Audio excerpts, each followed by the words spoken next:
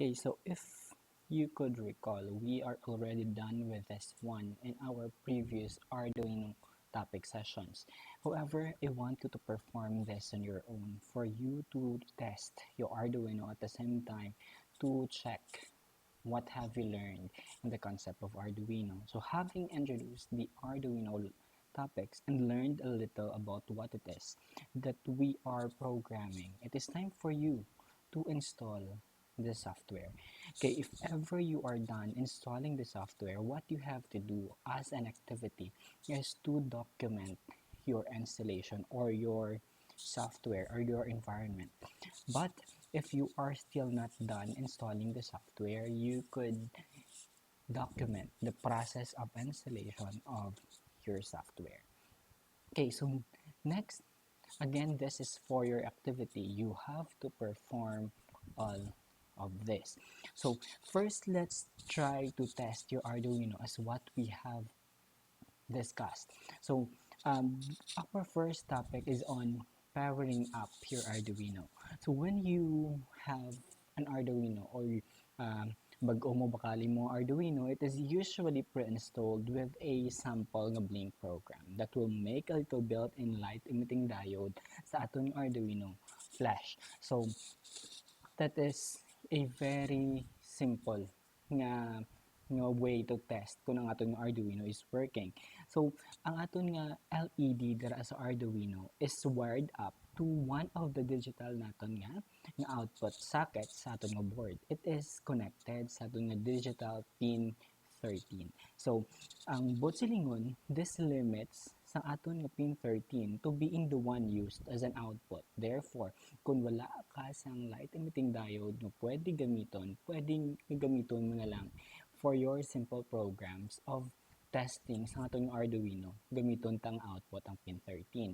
So, my advice is that despite nga pwedeng mo Japon gamiton ang pin 13 as your pin nga output sa iban nga mga application, but still gina-advise ko hindi na lang gid pagamiton ang pin 13 in order for us to avoid nga basi magka-problema sa inyo nga program kung magubra na ka mo specific na systems. So, ang LED nga ginagamit naton sa Arduino, it uses only small amount of current. So, that is the reason nga pwede Japon naton magamit ang aton nga pin 13 as output. Pero again, hindi na lang gid pag i-try nga gamiton ang pin 13 as your output. So, in the first nga activity for you to document, all you need to do is get your Arduino up and running. So, with a simple nga supply of power.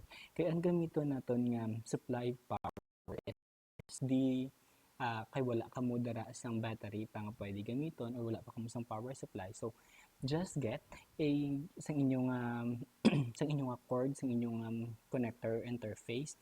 So, ang inyong USB lead nga color blue nga ara dira sa kit. So, amo lang naton nga gamiton. If ever, for example, nagbakal ka Arduino, wala ka upod sa sinaa connector, you can also use sang same cord, same USB lead nga nega-connect sa computer kato sa printer. Same lang na Japon. So, parehas lang na sila. So, ang gakatabo, if you attach that into your computer or sa imong cellphone through an OTG man nga connector, so magita mo na siya. So, if everything is working or okay, dapat ang imong LED should blink. So, dapat ma-blink siya. Because ang mga bago nga mga Arduino boards come with this blink na nga daan nga sketch na already installed na para ma-verify naton kung ang ilang specific board is working. Again, please document this. So, while performing sa sini nga activity. Okay, so next naton nga activity is for you to install the software. If ever nga wala pa na-install ang software.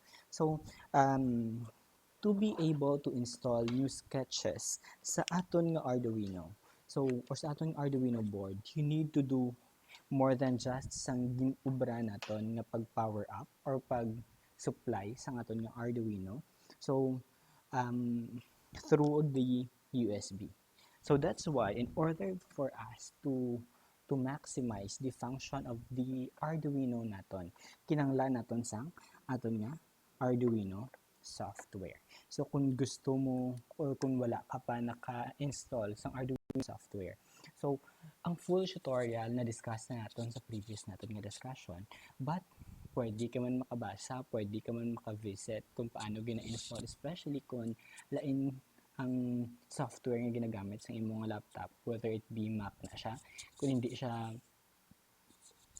siya Windows, medyo may specific nga instruction kung paano i-install ang software sa Arduino. And what you have to do is to visit sang website sang Arduino.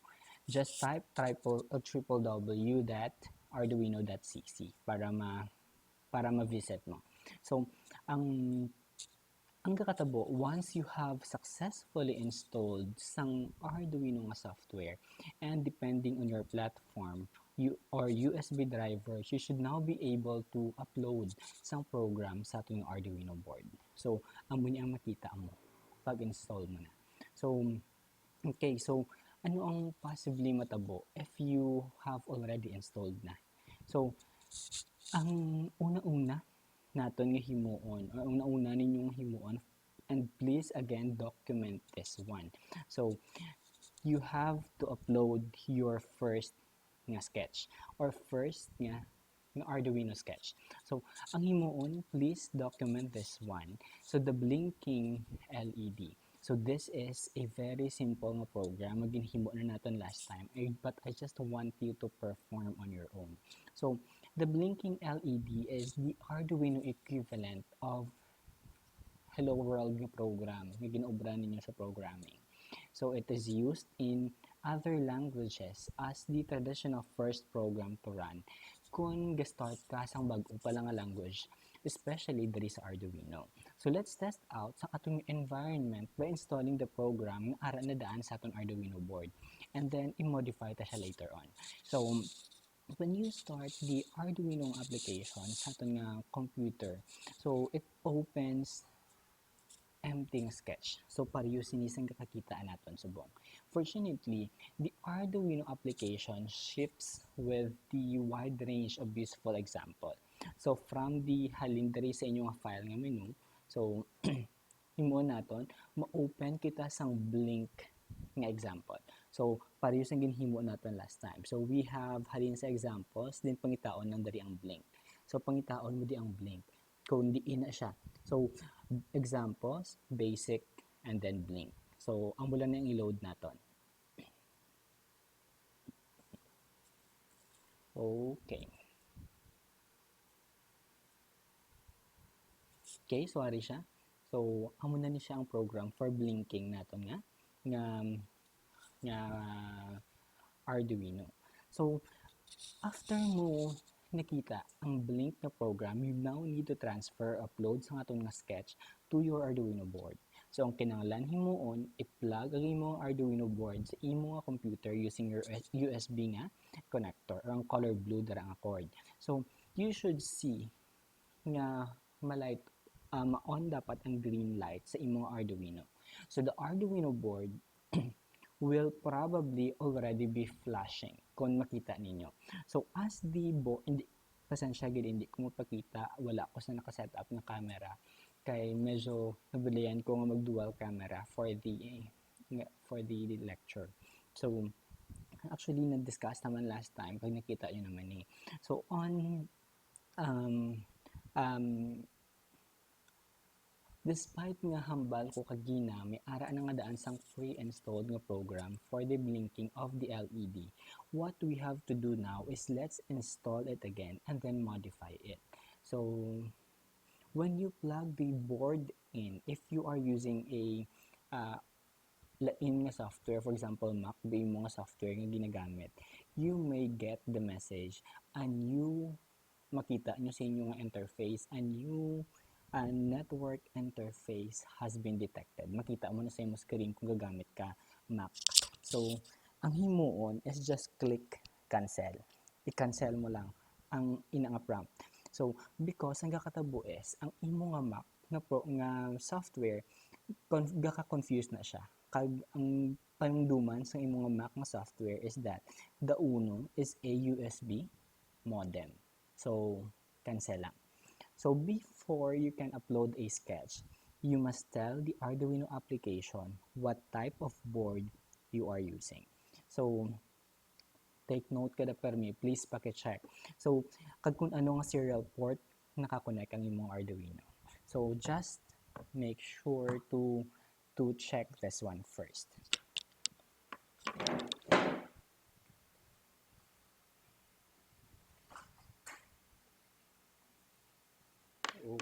Okay, so let me just connect.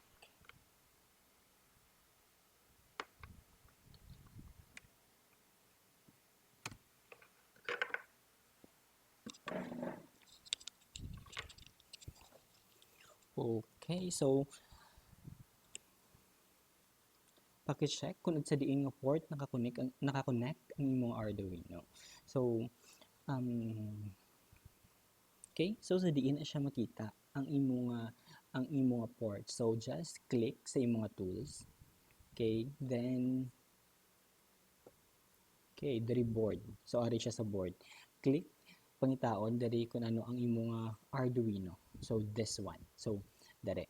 So since wala ko nakakonect sa buong sang port, then or wala ko nakakonect sa Arduino diri sa buong sa akong nga computer. So naka-close ni ang port. Pero if ever you are already connecting your Arduino sa inyong laptop, then this port pwede nyo na ni maklik. And then you can choose kung sa diin siyang board nakakonect. So